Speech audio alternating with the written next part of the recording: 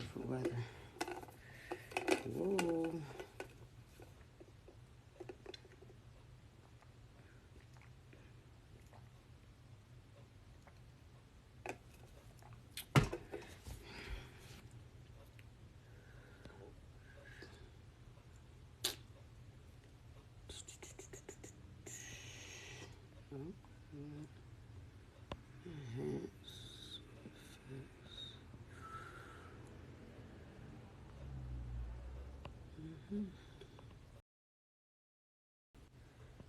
The Sphinx today.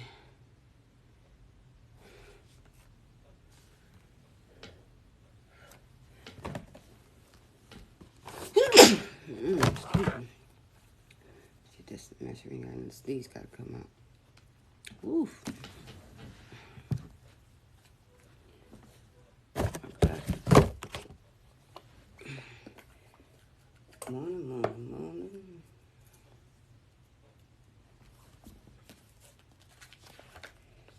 Today is the 5th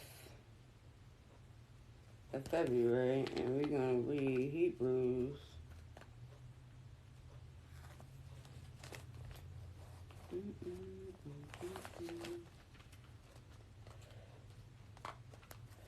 Hebrews.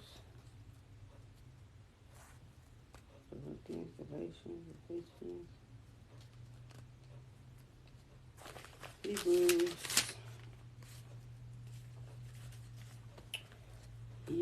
Hebrews 1, the book of Hebrews.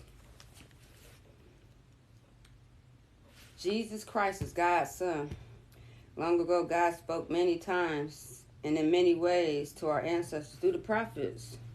But now, in these final days, he has spoken to us through his Son. God promised everything to the Son as an inheritance, and through the Son, he made the universe and everything in it. God's Son reflects God's own glory, and everything about him represents God exactly. He sustains the universe by the mighty power of his command. After he died to cleanse us from the stain of sin, he sat down in the place of honor at the right hand of the majesty God of heaven. Christ is greater than the angels. This shows that God's Son is far greater than the angels, just as the name God gave for him is far greater than their names. For God never said to any angel what he said to Jesus. You are my Son. Today I have become your Father. And again God said, I will be his Father and he will be my Son. And then when he presented his honored Son to the world, God said, let all the angels of God worship him. God calls his angels messengers swift as the wind, and servants made of flame and fire. But to his Son he says, your throne, O God, endures forever and ever. Your royal power is pressed in righteousness. You love what is right and hate what is wrong. Therefore God, your God, has anointed you, pouring out oil of joy on you more than anyone else. And, Lord, in the beginning you laid the foundation of the earth, and the heavens are the work of your hands. Even they will perish, but you remain forever. They will wear out like old clothing. Then you will roll them up like an old coat. They will fade away like old clothing, but you are always the same. You will never grow old. And God said to the angel, to an angel, as he said to his Son, sit in honor at my right hand until I humble your enemies, making them a footstool under your feet. But angels are only servants. They are spirits sent from God to care for those who will receive salvation. Hebrews 1. Oh, I got $2 right there. I figure out where that dollar go. Next, we're going to be reading Genesis 45, verses 1 through 46:27. 45 to 46, 127.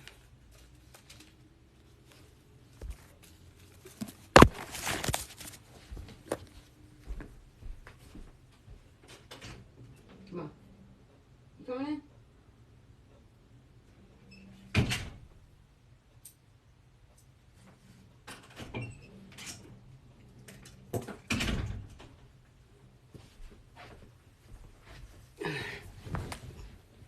I let my dog in.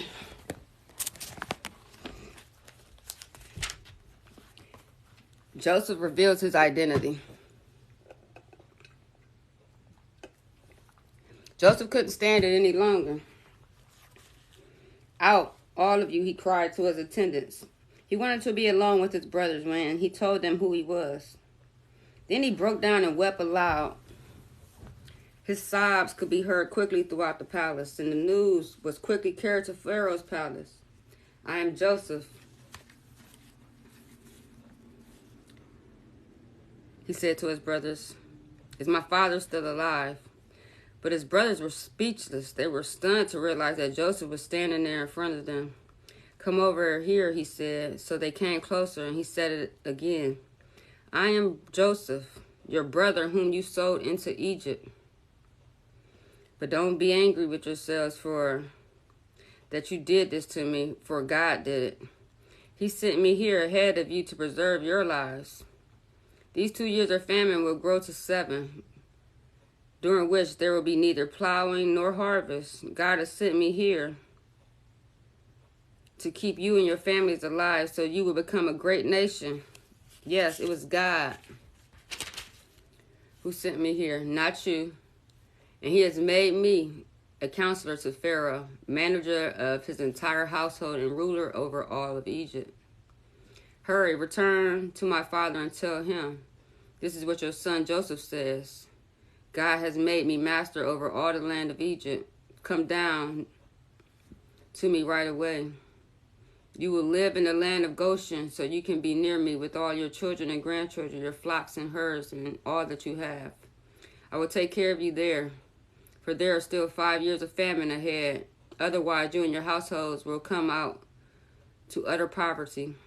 Then Joseph said, you can see for yourself, and so can my brother Benjamin, that I am really Joseph.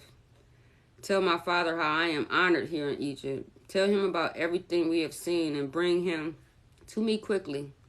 Weeping with joy, he embraced Benjamin, and Benjamin also began to weep. Then Joseph kissed each of his brothers and wept over them, and then they began to talking to him freely. Pharaoh invites Jacob to Egypt. The news reached Pharaoh. Joseph's brothers have come. Pharaoh was very happy to hear this, and so were his officials. Pharaoh said to Joseph, tell your brothers to load their pack animals and return quickly to their homes in Canaan. Tell them to bring your father and all their families to come here in Egypt to live. Tell them Pharaoh will assign to you the very best territory in the land of Egypt, and you will live off of that land. And tell your brothers to take wagons from Egypt and to carry their wives and their little ones and to bring your father here. Don't worry about belongings. For the best of all the land in Egypt is yours. So the sons of Jacob did as they were told. Joseph gave them wagons as Pharaoh had commanded, and he supplied them with provisions for the journey. And he gave each of them new clothes. But to Benjamin he gave 5 changes of clothes and 300 pieces of silver. He sent his father 10 donkeys loaded with good things of Egypt, and 10 donkeys loaded with grain of all kinds of other foods to be eaten on his journey. So he sent his brothers off. As they left, he called after them, don't quarrel along the way. And they left Egypt, returned to their father Jacob in the land of Canaan. Joseph is still alive, they told him, and he is the ruler of all the land of Egypt. Jacob was stunned at the news. He couldn't believe it. But when they had given him Joseph's message, and when they saw the wagons loaded with food sent by Joseph, his spirit revived. Then Jacob said, it must be true. My son Joseph is alive. I will go and see him before I die. Jacob's journey to Egypt. So Jacob set out for Egypt with all his possessions. And when he came to Beersheba, he offered sacrifices to the God of his father Isaac. During the night, God spoke to him in a vision. Jacob, Jacob, he called. Here I am. Jacob replied, I am God. The voice said, the God of your father. Don't be afraid to go down to Egypt, for I will see to it that you become a great nation there. I will go with you down to Egypt, and I will bring your descendants back again. But you will die in Egypt, with Joseph at your side.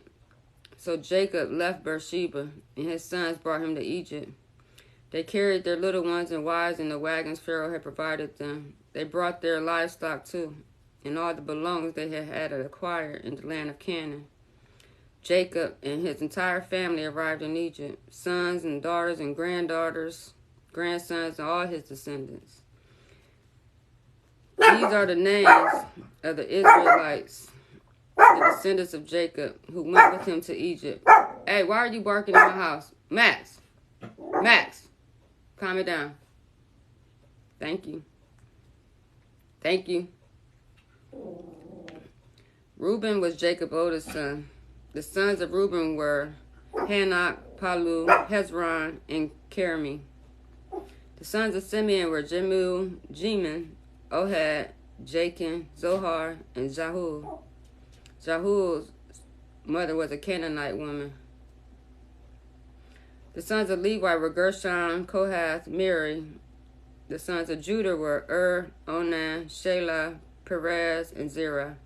But and Onan had died in the land of Canaan.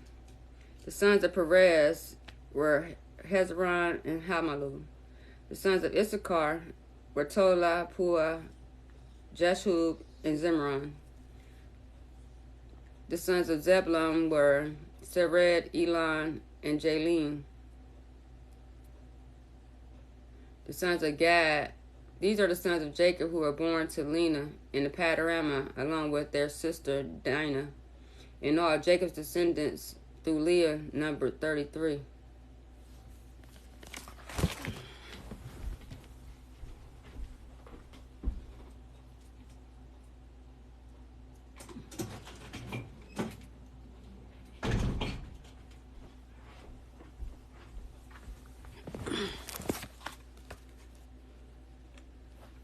The sons of Gad were Zephon, Haggi, Suni, Zebon, Eri, Adoi, and Ariel. The sons of Asher were Imanon, Ishvi, Beri. Their sister was named Sarah. Beriah, sons were Heber and Maliki. These 16 were descendants of Jacob through Zipporah, the servant given to Leah by her father Laban. The sons of Jacob's wife, Rachel, were Joseph and Benjamin. Joseph's sons born in the land of Egypt were Manasseh and Ephraim. Their mother was Asenath, daughter of Propateria, priest of Heliphus. Benjamin's sons were Bela, Becher, Ashbel, Jira, Naaman, Eli, Rosh, Mupi, Huphram, and Arad. These 14 were the descendants of Jacob and his wife Rachel. The sons of Dan were Hushim. The sons of Naphtali were Jaziel, Guni, Jazer, and Shiliam. These 7 were the descendants of Jacob through Bilhah, the servant given to Rachel by her father Laban. So the total number of Jacob's direct descendants went with him to Egypt, not counting his son's wife, was 66. Joseph also had 2 sons who had been born in Egypt, although there were 70 members of Jacob's family, and altogether there were 70 members of Jacob's family in the land of Egypt.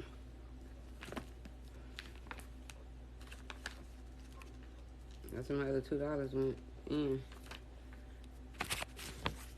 Psalms 36. Psalms 36.